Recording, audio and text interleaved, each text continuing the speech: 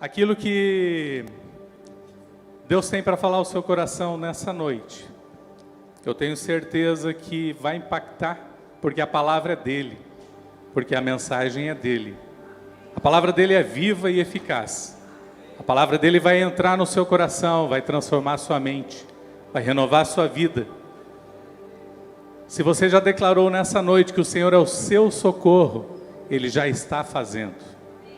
Porque Ele fez, Ele faz e Ele fará. Fala comigo, Ele fez, Ele faz e Ele fará. Amém? E esse é o tema dessa mensagem, dessa noite. Superando as fraquezas. Ele fez, Ele faz e Ele fará. Creio que a maioria, eu não preciso me apresentar muito, a maioria já me conhece. Eu sou filho dessa casa, Luciano, há 29 anos. Eu não perdi a conta ainda. Há 29 anos, glória a Deus. Tenho uma esposa, Vanessa, 2 filhos, Amanda, Lucas, estão servindo aí na mídia. Uma família abençoada que tem servido essa casa, que tem servido esta igreja, junto com vocês, junto com cada um de vocês. Mas eu creio também que a maioria já conhece meu testemunho. Eu tive uma infância, uma adolescência bastante atribulada. Meus pais se separaram, os negócios, tudo aquilo que foi construído durante 2, quase 3 décadas, foi desmoronado, foi desmantelado. O inimigo realmente chegando, e tudo foi se pulverizando. E a palavra que eu olho para aquele cenário do passado é tempestade. Tempestade. Talvez você já passou por alguma tempestade, talvez você está passando por alguma tempestade, e essa palavra é para você nessa noite. Em nome de Jesus, que essa tempestade seja apenas uma passagem. Porque é Ele que faz. E quando nós estamos no meio da tempestade, muitas vezes nós questionamos a Deus, nós perguntamos, mas por que isso está acontecendo comigo? Eu estou servindo na célula, eu estou servindo na igreja, eu estou entregando tudo aquilo que eu tenho ao Senhor, e por que eu não consigo vencer? Por que eu não consigo avançar? Será que só eu questionei a Deus? Quem já questionou a Deus? Ufa, não fiquei sozinho nessa. Questionamos a Deus, buscamos justificativas, perguntamos, criticamos e muitas vezes pensamos, puxa vida, Deus não está me ouvindo. Deus não está me ouvindo. E muitas vezes nós não entendemos o que está acontecendo. Quando nós olhamos esse quadro de tempestade, vem de uma forma muito clara o livro e a vida de Jó. Jó era muito próspero, a Bíblia fala que ele era um dos mais prósperos daqueles tempos. Tinha terras, tinha gado, tinha uma linda família, tinha tudo que alguém pudesse almejar e desejar. Mas Deus permitiu que algumas coisas fossem sendo subtraídas, tiradas da sua vida. Deus permitiu que algumas coisas fossem sendo sacadas da sua vida. Você conhece a história de Jó? Ele perdeu os seus bens, as suas terras, o seu gado, os seus amigos, que não eram tão amigos assim, Perdeu a sua família, perdeu a sua esposa, os seus filhos. Mas com Jó foi diferente. Por causa de uma palavrinha chamada fidelidade. Fidelidade. Mesmo em tempos de tempestade, nós não podemos deixar de sermos fiéis ao Senhor. Fiéis a Deus. É muito fácil e é a nossa natureza nós questionarmos a Deus. Perguntar a Deus o que está acontecendo. Por quê? Ao invés de perguntarmos para quê. Nada acontece na minha vida e na sua vida sem que haja um propósito. Nós temos aprendido isso. A nossa vida é um propósito. Em nossa vida há um propósito. Nós estamos aqui para um propósito. Então, mesmo em tempo de adversidade, mesmo em tempo de tempestade, eu tenho aprendido, e nós precisamos aprender, que a tempestade passa quando a fidelidade permanece. A tempestade passa quando a fidelidade permanece. A fidelidade precisa permanecer na nossa vida. Essa virtude chamada fidelidade precisa permanecer na nossa vida. Jó era íntimo com Deus, ele falava em todo o tempo, mas Jó também criticou, Jó também questionou, né? Lá nos últimos capítulos, 38, 39, 40, Jó questionou demais a Deus, mas Deus chamou ele de pertinho. Teve uma conversa tete a tete. Mas ele avançou. Porque ele foi fiel. Porque ele deixou esse ensinamento para cada um de nós. Na nossa vida, nós não podemos esquecer os princípios de Deus. Enquanto nós achamos que estamos, submergindo, que aqueles gigantes, que aqueles problemas tão gigantescos estão vindo, continue confiando no Senhor. Você acabou de declarar no início dessa celebração que Ele fez, Ele faz e Ele fará, e assim vai continuar sendo na sua vida. Mas é preciso manter a fidelidade. E quando eu falo de fidelidade, muitos pensam, mas vai falar em finanças agora? Não vou falar em finanças. Finanças é uma partezinha da fidelidade da nossa vida. Sermos fiéis a Deus é honrar e cumprir aquilo que Ele deixou, para a nossa vida na palavra dEle. Nós já proclamamos que ela é a verdade, que nós fazemos aquilo que a Bíblia diz que é para nós fazermos. E como saber? Lendo, meditando, buscando no Senhor, na palavra dEle. Não há outra forma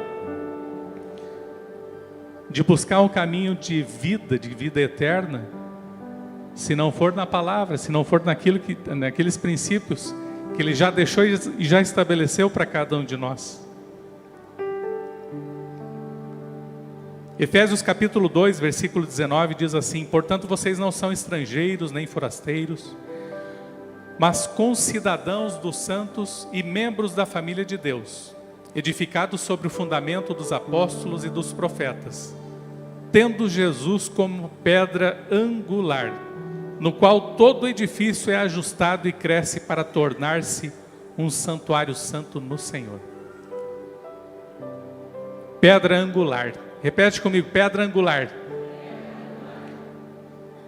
Jesus é a rocha onde nós precisamos construir os nossos sonhos, os nossos projetos, aquilo que nós temos de desejo. Lógico, nós precisamos buscar estar alinhado com a vontade de Deus. Desejar, sonhar faz parte da nossa vida. É importante, é necessário, mas esses sonhos precisam ser colocados sobre uma rocha. E como eu testemunhei lá no início, a minha família lá atrás, nós não tivemos essa rocha. Quando não tem a rocha, quando não tem a sustentação, facilmente a construção vem abaixo. Rick Warren, em um dos seus livros, um dos mais importantes, Vida com Propósito, fala do poder de Deus na fraqueza. Ele fala que Deus gosta de usar pessoas fracas, pois neste cenário é que Deus demonstra sua soberania e seu amor sobre nós. 1 Coríntios capítulo 1, versículo 27 diz assim: mas Deus escolheu as coisas loucas do mundo para envergonhar os sábios, escolheu as coisas fracas do mundo para envergonhar as fortes, escolheu as coisas insignificantes do mundo, as desprezadas, as que nada são, para reduzir a nada as que são, para que ninguém se vanglorie diante dele. É, porém, por iniciativa dele que vocês estão em Cristo Jesus, o qual se tornou sabedoria de Deus para nós, isto é, justiça, santidade e redenção, para que, como está escrito, quem se gloriar, glorie-se no Senhor. Amém? Deus, Ele nos criou a sua imagem e semelhança. Deus te criou a imagem e semelhança dele. Foi um projeto perfeito, mas Ele nos deu o livre-arbítrio. E por esse livre-arbítrio nós tivemos, através de Adão, a oportunidade de escolher entre o caminho do bem e do mal, da obediência e da desobediência, e Adão escolheu o caminho da desobediência, e por consequência nós herdamos essa semente do pecado, essa semente que nos apartou de Deus, que nos separou de Deus. Por herança nós temos uma natureza no pecado, mas através de Cristo, através de Jesus, nós temos a oportunidade de voltar aos nossos caminhos ao Pai. Cristo é a ponte que traz a religação nossa com Deus. Ele disse: eu sou o caminho, a verdade e a vida, ninguém vem ao Pai se não for por mim. Então é através dessa rocha, que é Jesus, dessa pedra angular de sustentação, que mantemos os nossos sonhos bem consolidados e que podemos nos achegar a Deus. Não há outra forma, não há outro caminho. Eu queria falar sobre algumas atitudes que podem impedir Deus de agir em nós. Primeiro, negar a limitação, a nossa limitação e as nossas falhas. Muitas vezes nós não reconhecemos, nós não entendemos que nós somos muito incapazes em muitas áreas. Não, eu sou o super-homem, eu quero fazer porque eu posso. Negar a limitação impede o agir de Deus em nós. Segundo, justificar as falhas.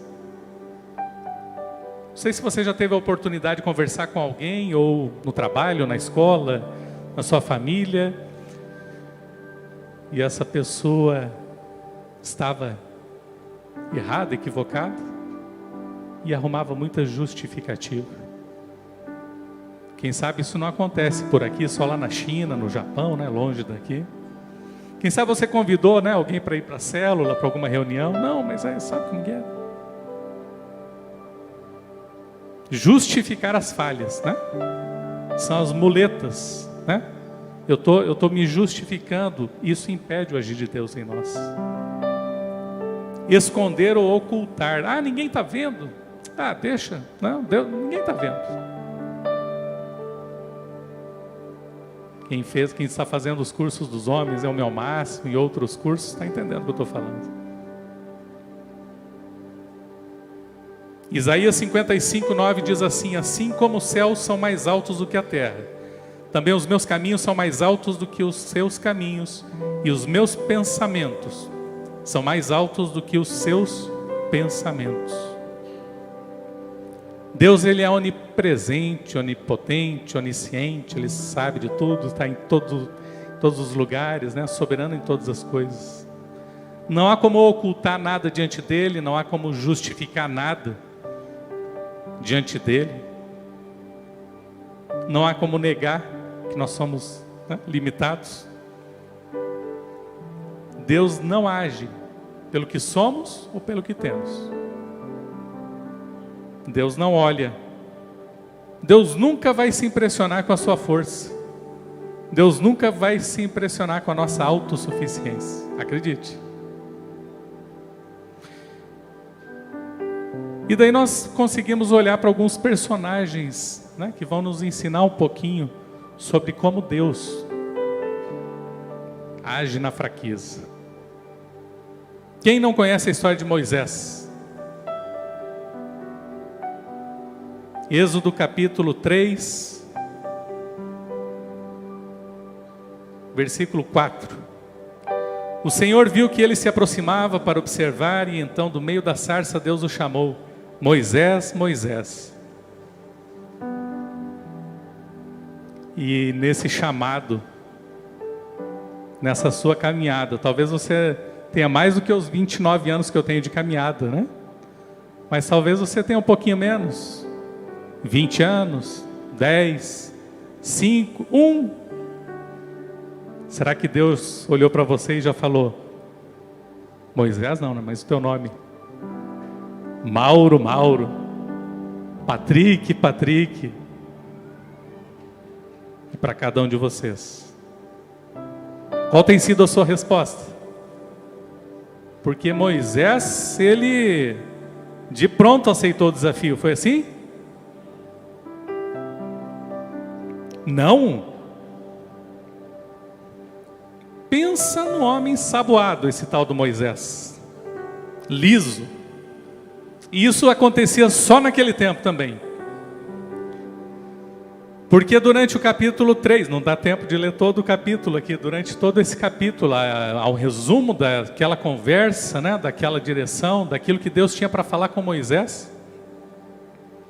Mas vamos passear em alguns versículos aqui, versículo 10. Deus falando: vá pois agora, eu envio a Faraó para tirar do Egito o meu povo, os israelitas. Foi uma ordem, foi uma direção. O que Moisés responde? Versículo 11. Quem sou eu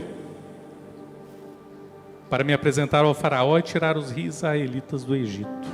Quem você é em Deus? Quem você é em Deus? Quando nós nos colocamos diante de Deus e perguntamos quem sou eu, há uma dúvida na sua identidade.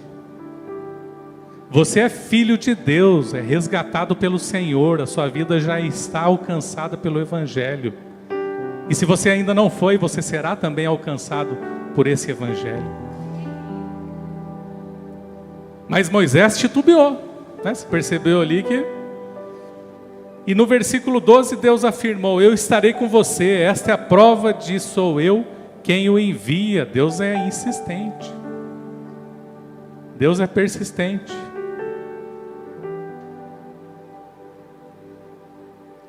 E no versículo 13 Moisés pergunta: mas como agir? Como fazer? Como? Como? São as perguntas que nós colocamos diante de Deus quando Ele nos lança, quando, né, nós fazemos de conta que não é Deus que está falando conosco. Como agir? Como fazer?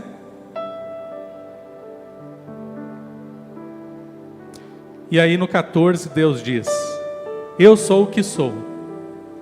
E isto que você dirá aos israelitas: eu sou, me enviou até vocês. E aí Deus continua fazendo aquele discursinho que todo mundo já conhece ali na Bíblia, diante de Moisés, para motivar ele a fazer aquilo que é chamado para a vida dele. Meu querido, você não precisa ouvir o discursinho de Deus.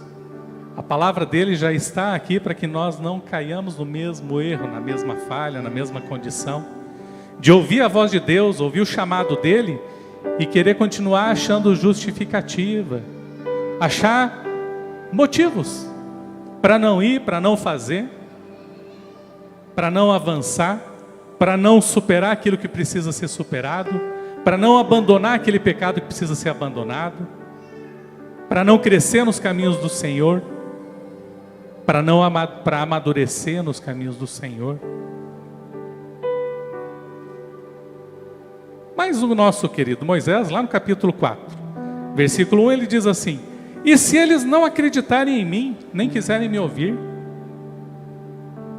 Eu já imagino Deus respirando assim, né? Botando a mãozinha assim, batendo.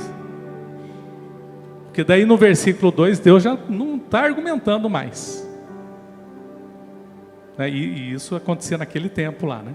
Lembrando bem. Porque quando nós caminhamos em igreja, quando nós caminhamos em discipulado, em célula, aquilo que o nosso pastor ele orienta, nós fazemos, nós avançamos. Amém? Nós não questionamos, só de vez em quando. Quando o nosso discipulador fala, vai pela esquerda, nós nem pensamos em ir pela direita. Não é bem assim. O problema é que nós achamos que podemos fazer conforme aquilo que nós pensamos, e realmente podemos. Porque lembra, lá no Éden foi dado o livre-arbítrio. Lá foi nos dado o direito de escolher o caminho que nós queremos andar. A Bíblia, ela mostra qual é a vontade de Deus, boa, perfeita e agradável para a sua vida. Você decide o que fazer. Nós declaramos que Ele fez, Ele faz e Ele fará, mas também depende dos nossos passos. Para onde nós vamos caminhar? Nós vamos caminhar debaixo da nuvem de bênção dele, aonde ele está nos direcionando? Ou a nuvem de bênção está lá e eu vou para o outro lado? Ah, Moisés. Deus já não argumenta, né? E aí acontece aquela cena onde a vara é transformada numa serpente, a mão de Moisés fica leprosa e depois é curada. Aí você pensa, bom, depois de Deus comprovar isso, e Deus teve muita paciência ali, né? Com milagres, esse Moisés não vai mais ter dúvida nenhuma. Você está rindo, né? Esse Moisés não vai ter dúvida nenhuma. Queria ver você no lugar de Moisés. Ah, de nós no lugar de Moisés. E aí o que ele diz? Versículo 10. Vamos lá. Disse, porém, Moisés ao Senhor: ó Senhor, nunca tive facilidade para falar, nem no passado, nem agora que falaste ao teu servo. Eu não consigo falar bem. Aqui talvez nós podemos olhar com duas óticas, né? Uma que Moisés estaria reconhecendo a limitação e a fraqueza dele. Mas não é essa ótica que a Bíblia nos traz. Porque o próprio Deus estava ali fortalecendo e falando e provando para ele que era o eu sou que ia com ele. Então havia só uma decisão a ser tomada, ir adiante. Mas na nossa vida muitas vezes Deus está falando de uma forma muito clara, de uma forma direta, de uma forma que nós não precisamos questionar, de uma forma que nós não precisamos ter dúvida. E nós mesmo assim falamos: quem sou eu? Eu não sei fazer. Eu não sei falar, eu não sei agir. Meu querido, comigo também foi assim, porque eu também não sabia falar. Continuo não sabendo muito bem, né? A gente fica tremendo aqui. Mas quando nós somos desafiados a dar um passo adiante, Ele faz. Ele faz. Não são com as nossas forças, não é por mérito nosso. Cada dia mais nós vamos aprendendo, quanto nós mais nos aproximamos do Senhor, nós enxergamos a nossa pequenez. Nós somos tão pequenos diante da grandeza, da soberania de Deus. E quando nós entregamos, Ele faz, Ele continua fazendo. E aí Moisés diz: eu não sei falar. E o que Deus diz? Quem deu boca ao homem? Quem fez o surdo ouvir? Quem fez o cego enxergar? Agora vá. E eu acho que foi mais ou menos com essa entonação que Deus falou, né? Acho que um pouco mais bravo talvez, né? Deus falou, Deus motivou, Deus ensinou, Deus comprovou com milagre. Será que Deus não está fazendo isso no nosso tempo e no nosso meio? O que está faltando será para nós agirmos, irmos avante, crescermos, amadurecermos, sair da estação em que nós ficamos paralisados, né? Tem pessoas que não conseguem vencer uma etapa da sua vida. Nós precisamos entregar na cruz, é aqui. É aqui, Jesus já fez.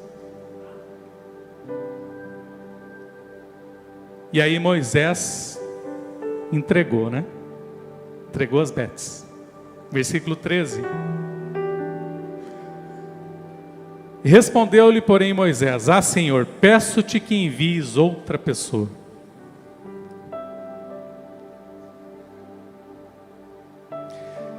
Como que você imagina que Deus tenha reagido a isso? Acho que Deus deu uma voltinha assim, foi para lá, foi para cá, pensou, coçou a cabeça, né? Deve ter pensado: poxa vida, eu já falei, eu já ensinei, eu já comprovei, eu já fiz, né? Eu estou falando com esse homem, que esse homem não está entendendo. Sabe que Deus está fazendo assim com você? Os milagres estão acontecendo nessa igreja. Os milagres estão acontecendo na sua célula, na sua casa. Se não acontecer, irão acontecer, porque Ele faz, Ele fez, Ele fará. Não entregue as bets. Eu sei que às vezes dá vontade. Às vezes dá vontade. Um amigo, um familiar, um filho, um pai. Às vezes você olha aquela condição, não tem mais jeito. Mas é Ele que faz. Você é somente o canal através do qual Deus quer usar para que os milagres aconteçam. E quando Moisés deu essa resposta, a Bíblia diz, versículo 14: então o Senhor se irou. Para quem achava que Deus não se irava, está aí a prova, né? Deus se irou, o Senhor se irou. Eu espero, sinceramente, que se em algum momento da sua vida você já provocou essa ira do Senhor, que isso não aconteça mais em nome de Jesus. Em nome de Jesus. E esse Senhor se irou, eu busquei essa palavrinha irou, né? Tem algumas circunstâncias na Bíblia onde fala que o Senhor se irou. E esse irou vem de uma palavrinha hebraica, que é uma palavrinha que se diz assim, af.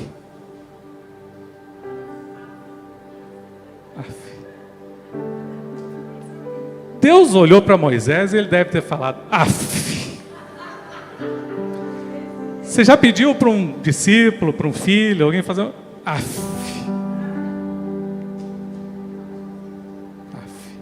Af. Aprendeu uma palavrinha hoje, né? Af. Essa palavrinha,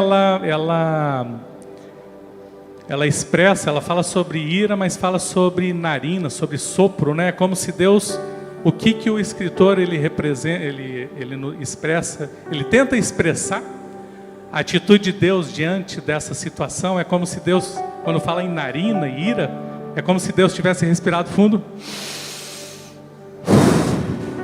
Foi assim que Deus fez diante de Moisés. Meu irmão, que Deus não faça assim diante da sua vida, em nome de Jesus.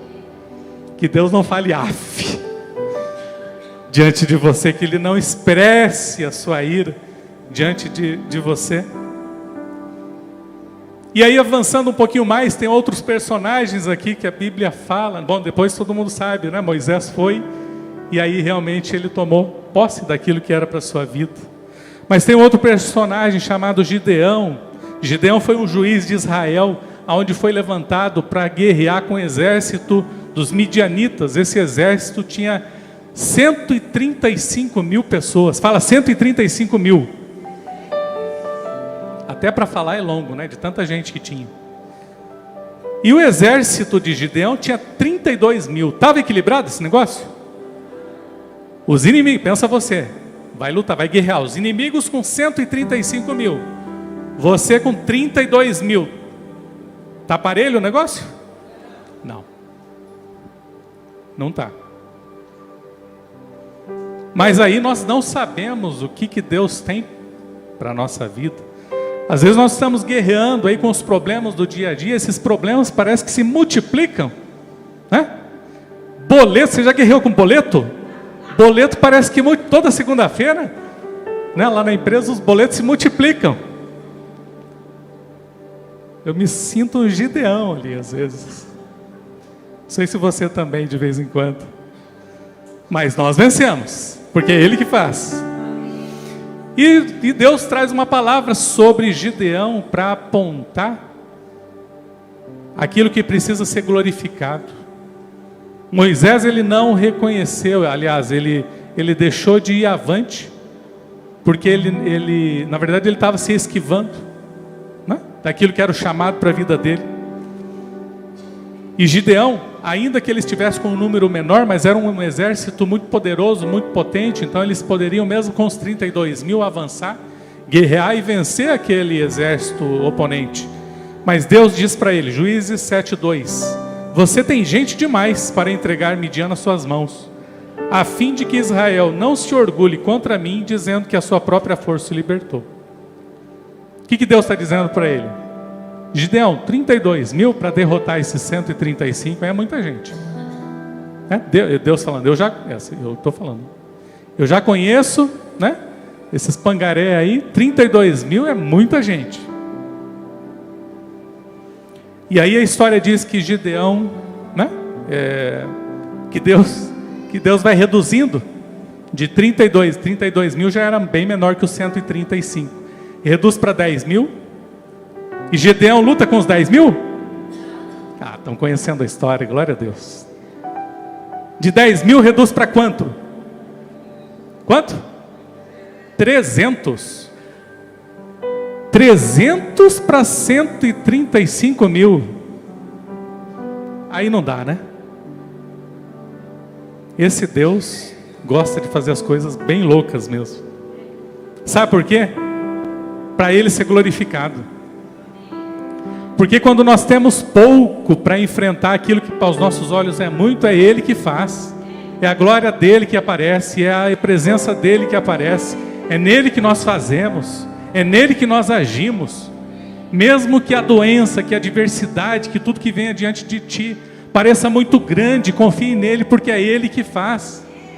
E a Bíblia diz que assim foi com Gideão, lá no versículo 22. Olha como que Deus fez. Quando as 300 trombetas soaram, o Senhor fez em todo o acampamento, os homens, os inimigos, se voltassem uns contra os outros com as suas espadas. Seja fiel a Deus. Os inimigos vão se autodestruir. Você não vai muitas vezes nem precisar guerrear, porque é Ele que vai fazer. Mas continue sendo fiel.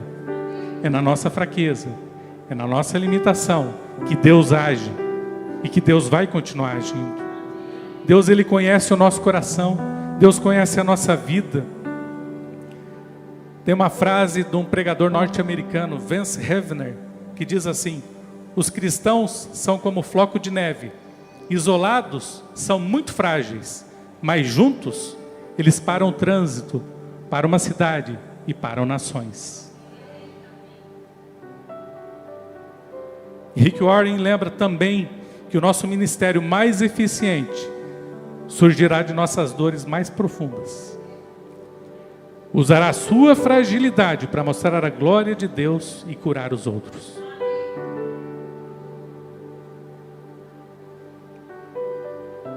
Existe um outro personagem chamado Davi. Percebe como a Bíblia traz e demonstra para nós, homens, com fraquezas, com limitações, como eu e você, mas que venceram e que superaram. A história de Davi, o profeta Samuel é levado à casa de Jessé. Jessé apresenta a ele seus 7 filhos, né? E Samuel é levado por Deus para ungir. Um daqueles seriam ungidos como rei de Israel. E Jessé apresenta o primeiro, Samuel fala: é esse, Senhor? Não, não é. E vem o segundo: é esse? Não, não é. E vem o terceiro: é esse? Não, não é. E vem o 4, e o 05, e o 06, e o 07, e não é. Até que o profeta Samuel pergunta: mas não tem mais nenhum filho? Como se 7 já fossem pouco, né? Na nossa cultura já é muito, né? Mas naquela época. E aí, o que Jessé responde? Tem um. Tem um caçula lá. Sabe, falando assim, tem aquele lá, o desprezível lá. Mas ele está cuidando das ovelhas, está, né, pastoreando. O que Samuel faz? Chama ele até aqui. Quando Davi é trazido, Deus aponta para Samuel, aponta para Samuel e diz: unge este, porque é este que será levantado como rei. Talvez você esteja ou foi em algum momento na sua vida, entre aspas, o desprezado, o desprezível, Talvez você passou algum momento de rejeição na sua vida. Talvez você foi colocado como o último dos 7, ou dos 12, ou dos 2, ou o último dos últimos. Deus está olhando para você nessa noite e está derramando e está dizendo: eu faço por você, eu já fiz e eu vou fazer por você. É na sua fraqueza que eu vou te levantar.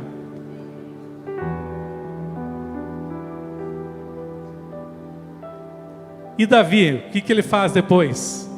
Davi e Golias, quem não conhece essa história? Davi, lembra do Davi? O último, o pequenininho, né? Magrinho, fraquinho, lá. E aí ele é direcionado para lutar com o gigante. Mas como vai derrotar um gigante esse menino? Piazinho, magrinho. Não aguenta um vento, uma tempestade. Vamos ver o que a Bíblia fala? Deixa antes eu falar do Golias, né? Vê se alguém se caracteriza com Golias aí, eu acho que não. Guerreiro de 2,90 metros de altura. Alguém? Não, né? Usava o capacete de bronze e uma couraça. Só a couraça dele pesava 60 quilos. Acho que Davi pesava menos do que a couraça, do que a proteção, né? Do gigante. E só a ponta da lança dele, a pontinha, 7 quilos. Tinha uma lança e a ponta, só a ponta, pesava 7 quilos. E esse gigante desafia os israelitas: levante alguém aí do seu povo, para que venha e guerreie diante de mim. E se me destruir, eu serei servo, serei escravo de vocês. E a contrapartida é a mesma: se você for derrotado, será meu escravo. Golias é colocado diante de Davi. E Davi, o que Davi faz? Ele sai correndo? Davi vai na sua força, na sua grandeza, de 1,5 metro, sei lá quanto tinha, né? Não. 1 Samuel capítulo 17, versículo 45, diz assim: quando Davi olha para aquele gigante, 2,90 metros de altura, quando Davi olha para aquele problema, Davi já entendeu que ele não poderia resolver. E aí ele expressa aquilo que você precisa expressar. Sempre diante de um grande problema: você vem contra mim com espada, lanços, dardos, mas eu vou contra você, em nome do Senhor dos exércitos, Deus do exército de Israel, a quem você desafiou. E a Bíblia fala que quando o filisteu começou a vir na direção de Davi, Davi corre para a linha de batalha, ele vai para a luta, e retira uma pedra, né, do seu alforje, arremessa e atinge o filisteu. E a pedra é cravada na testa, e ele cai com o rosto no chão. Assim Davi venceu o filisteu com uma tiradeira e uma pedra. Sem espada na mão, ele derrubou o filisteu e o matou. Muitas vezes parece que nós não estamos armados, preparados, capacitados para enfrentar problemas que nós, né, não enxergamos solução. Mas quando nós entregamos a nossa confiança em Deus, é Ele que prepara. Deus preparou uma pedra, você imagina? Uma tiradeira e uma pedra, só. E a questão não é aquilo que foi o armamento, o equipamento que foi usado por Davi. A questão é a quem Davi se submeteu para entrar naquela luta. Foi sob a direção e em obediência a quem que Davi correu diante do gigante. Porque se Davi não tivesse ouvindo Deus, ele corria para o outro lado, com certeza. Sozinho ele não iria.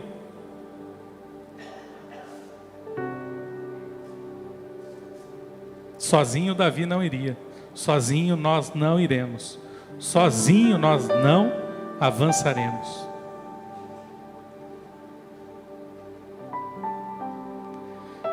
E finalmente no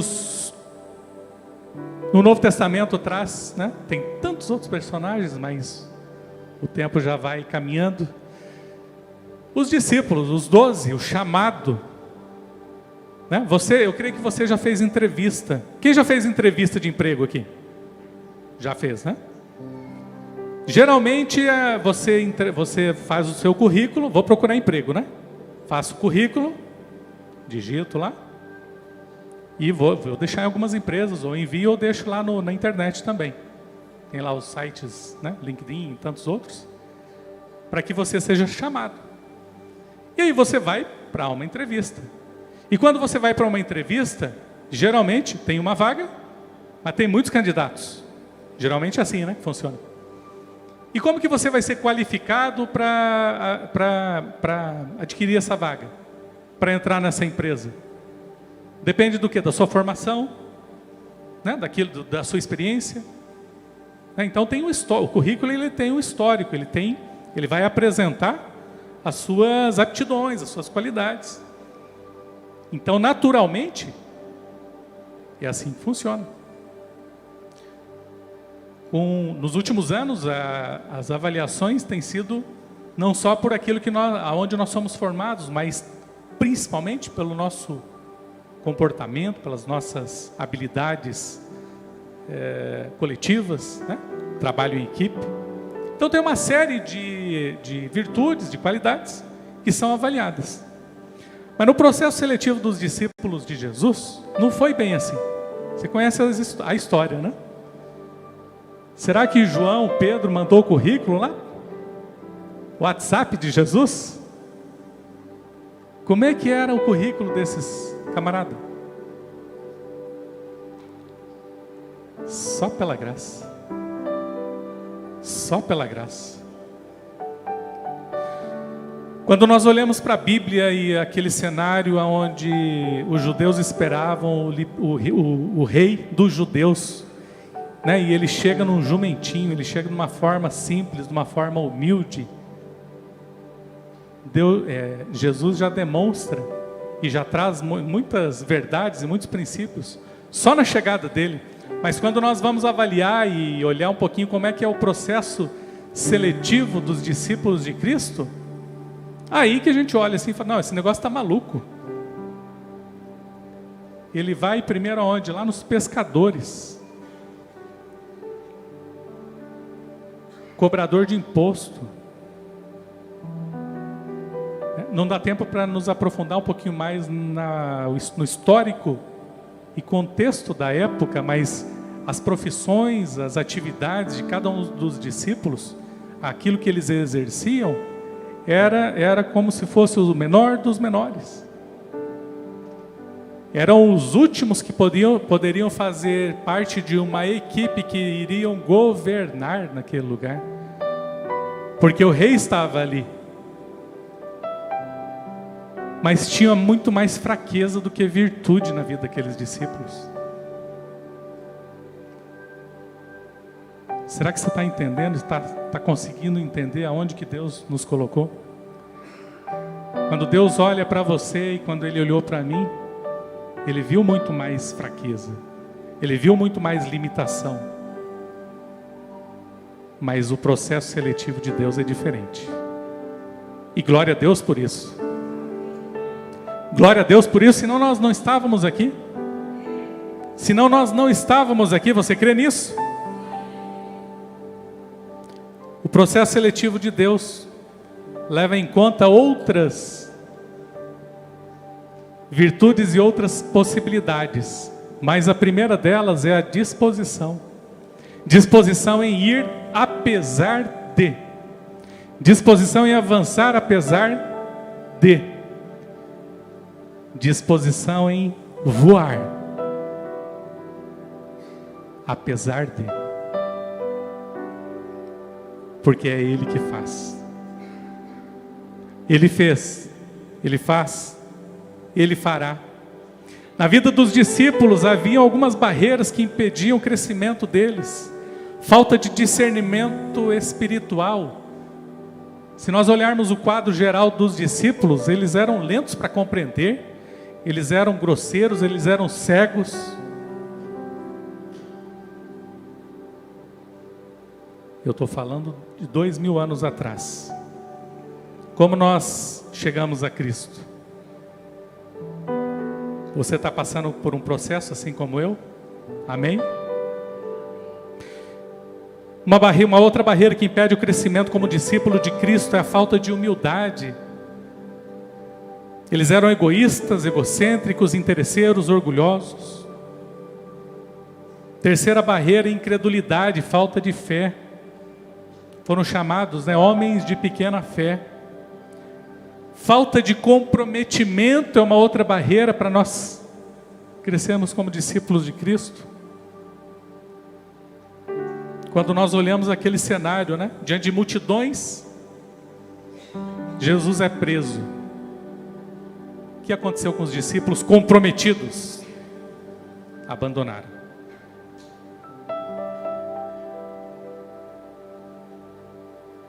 Abandonaram. Não entregue as betes. Não abandone. Cristo, Ele não te abandonou. Ele não vai te abandonar. Ele não vai te desamparar. Falta de comprometimento. Faltava poder porque eles estavam sozinhos. Eles não tinham esse poder. Não tinham essa ousadia. Porque agiam individualmente, eram egoístas. Agiam individualmente.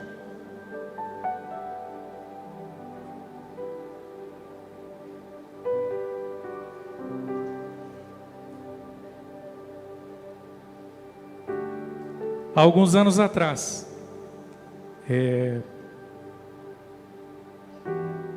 quando nós olhamos hoje para as nossas células, deixa eu trazer algo muito prático para nós. Nós oramos pelo nosso convidado, nós convidamos, e aí ele vem.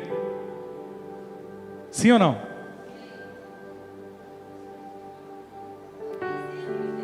Sim ou não? Não, sim, agora há uma controvérsia aqui. Nós oramos, nós convidamos, e todos vêm? Agora ficou mais fácil, né? Alguns vêm, daqueles que vêm eles permanecem? Todos permanecem? Daqueles que permanecem, todos começam a servir ao Senhor? Não, só não, gente. Pois é. Comigo foi assim também. Porque eu cheguei, geralmente quando nós chegamos na igreja, deixa eu até vir aqui. Geralmente quando nós chegamos na igreja, nós sentamos lá no fundão, né? Nada contra o pessoal do fundão, tá?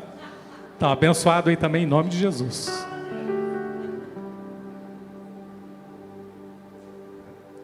A Valéria não perde a oportunidade, né?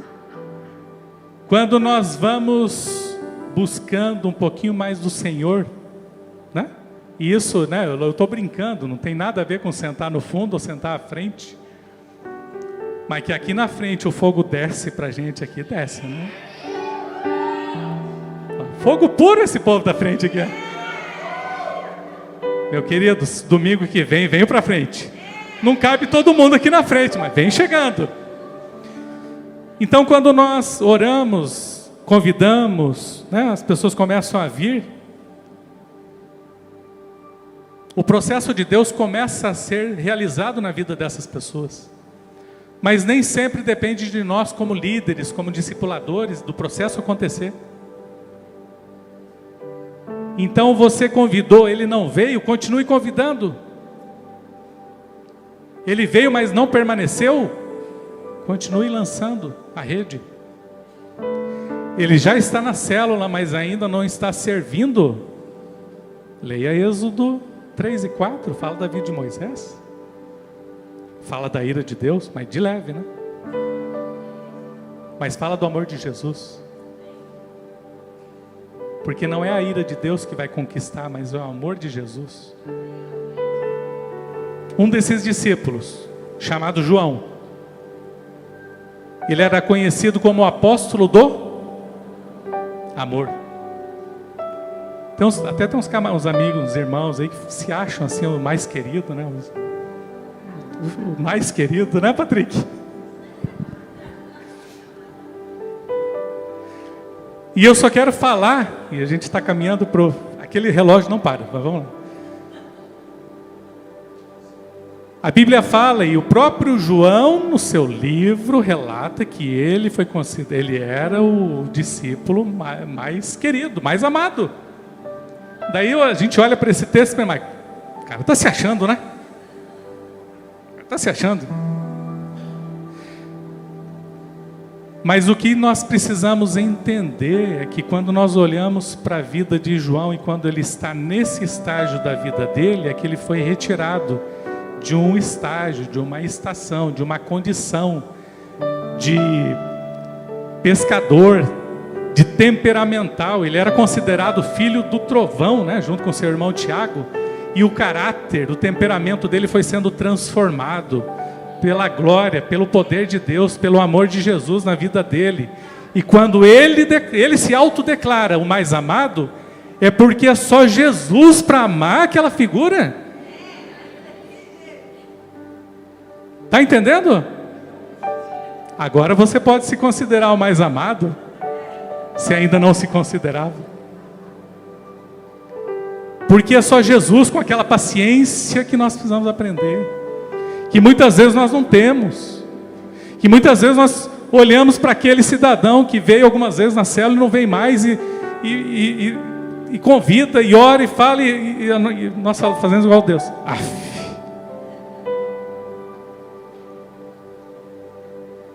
Eu glorifico a Deus,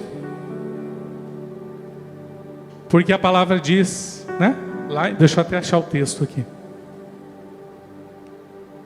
1 Coríntios 3, 5. Afinal, quem é Paulo? Quem é Apolo? Somos apenas servos de Deus por meio dos quais vocês vieram a crer. Cada um de nós fez o trabalho do qual o Senhor nos encarregou. Eu plantei, Paulo regou. Mas quem faz crescer foi Deus. Lançar a rede, convidar, depende de nós. Mas fazer crescer é o Espírito Santo, é Deus através da tua oração. Você é o canal, não, Deus não vai chegar e ir até o teu convidado, é você. Ele fez, Ele faz, Ele fará, glória a Deus e amém, mas é através de você. Pelo menos uma pessoa vai fazer.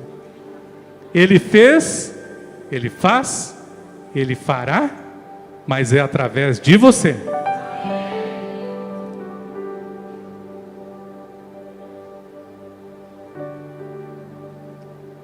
Lá na minha célula em 2000 e pedrada, não sei quanto, tinha umas pessoas assim também.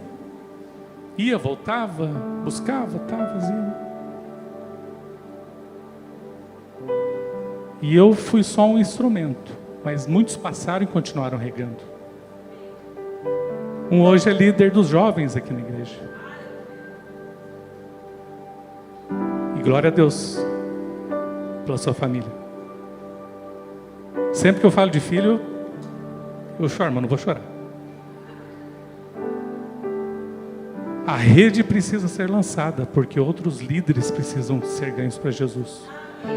E está nas suas mãos. Tinha um tempo que eu ia muito lá para Vila C. Vila C para lá? Vila C. Vila C, quinta-feira, Vila C. Ó, Vila C. Vila C. E não vim. E às vezes vim e não vim. Hoje ele é considerado mais amado. É, Patrick? Muitos desistiram, mas eles permaneceram. Deus me mostrou esses dias, e glória a Deus por isso. Por algumas vezes eu busquei ele na Vila C, lá no norte da cidade, né? Dias atrás eu fui lá no sul da cidade, buscar ele no aeroporto, porque ele estava voltando de Portugal. Esse é o mais amado. Da Vila C para o mundo, né? O que eu estou querendo dizer com isso? E glória a Deus. Apesar de todas as dificuldades e o não que nós ouvirmos, porque nós somos limitados e fracos, não desista. Não desista. Muitos homens, mulheres, jovens, crianças, adolescentes serão ganhos, resgatados do inferno através da sua vida, para fazer a diferença como eles estão fazendo, como cada um de vocês foram resgatados e estão fazendo neste tempo. Mas é preciso dar um passo adiante. Mas principalmente, confiar em Deus. porque Ele fez, porque Ele faz, e Ele vai continuar fazendo na sua vida, em nome de Jesus. Em nome de Jesus. John MacArthur, num dos seus livros, dizia assim, falando de João principalmente: verdade sem amor é indelicadeza. Amor sem verdade é hipocrisia. João, ele falava a verdade, mas sabe aquela verdade assim na lata? Pá! Dá uma balançada, né? Às vezes precisa, né? Mas é necessário um equilíbrio, e foi isso que Deus fez na vida de João. Nós precisamos andar em verdade, com amor, em verdade. E é Deus que nos dá o equilíbrio, a temperança, para saber agir. Nos momentos que nós, às vezes, queremos chutar o balde, busque de Deus, mas continue fazendo. E para encerrar, nós temos daquelas 5 barreiras, né, que foram colocadas aqui para crescermos e avançarmos como discípulos de Cristo. Primeiro, falta de discernimento espiritual. O que Jesus nos ensinou através disso? Jesus continuou ensinando mesmo depois da ressurreição, durante 40 dias. Ele gastou tempo ensinando.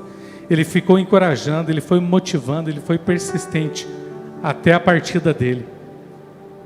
Que na sua vida seja assim também. Busque na palavra, no jejum, na oração. Seja persistente até os últimos dias da sua vida. Falta de humildade é uma barreira. Busque o exemplo em Cristo. Reconheça e permita que Ele é que faz, que é Ele que está adiante. Uma das passagens mais lembradas de Jesus é quando Ele vai até os seus discípulos e se põe a lavar os pés dos seus discípulos. Também era algo comum naquela cultura judaica. Mas o lavar os pés era para os servos, para aqueles que eram mais simples. Jesus veio para servir. Como discípulos, nós somos chamados a servir. Outra barreira, incredulidade e falta de fé. Exerça a sua fé. É preciso confiar nele. Os milagres virão, mas é preciso crer. É preciso confiar. Havia também a falta de comprometimento, e há uma palavra só para a nossa vida quando há falta de comprometimento: assuma a responsabilidade. Nós ouvimos muito isso, pastor Josué, nos Homens de Honra. Fiel até o fim, mas assumindo a responsabilidade. É não fugir. E por último, quando uma barreira é colocada da falta de poder. Atos diz que em Pentecoste o Espírito Santo foi enviado e o poder foi derramado. Que assim seja na sua vida, nessa igreja. Que o poder do Espírito Santo seja derramado, declarado, que Ele esteja em você, que você seja um canal para ser usado por Ele. Exerça autoridade em nome de Jesus. Em nome de Jesus. Queria que você se colocasse em pé comigo. Assim como na vida de Moisés, de Gideão, de Paulo, de João, do Eduardo, do Saulo, do Luciano, do Valdemar, do Turcati. Assim como Deus fez na vida deles e está fazendo na sua vida.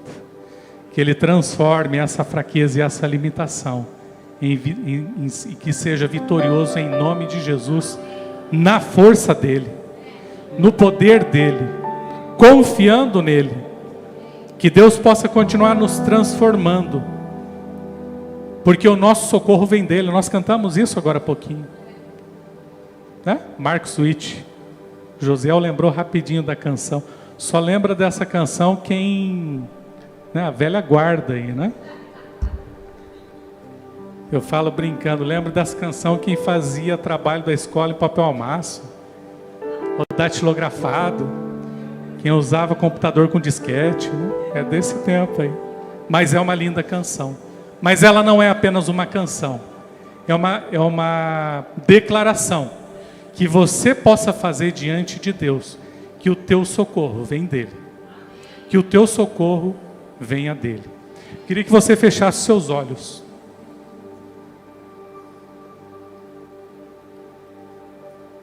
Para você que talvez está aqui pela primeira ou segunda vez, para você que está na sua casa, talvez você ainda não teve esse encontro, a oportunidade de entregar a sua vida, de vencer essas barreiras, essas dificuldades, essas adversidades.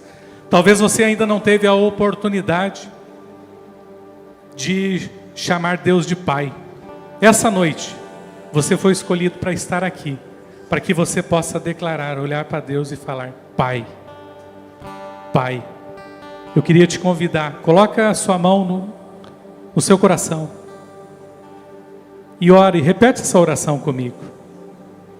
Senhor Jesus, nessa noite, eu me arrependo dos caminhos errados que eu andei. Eu entrego a minha vida nas tuas mãos. Que o Senhor possa fazer a obra na minha vida. Que a minha fraqueza seja a sua força. Que a vitória que eu conquistar seja para glorificar o seu nome. Que as situações que vierem diante de mim, o Senhor possa me fazer como Davi, vencer todos os gigantes. Que a minha vida possa estar escrita, o meu nome, no livro da vida. Que eu possa te chamar de Pai. Que eu possa confiar em Ti em todo o tempo. E que eu possa fazer parte da família de Cristo. Em nome de Jesus. Em nome de Jesus. Ainda com seus olhos fechados, se você fez essa oração pela primeira vez, levante sua mão só para eu te conhecer, eu quero te abençoar.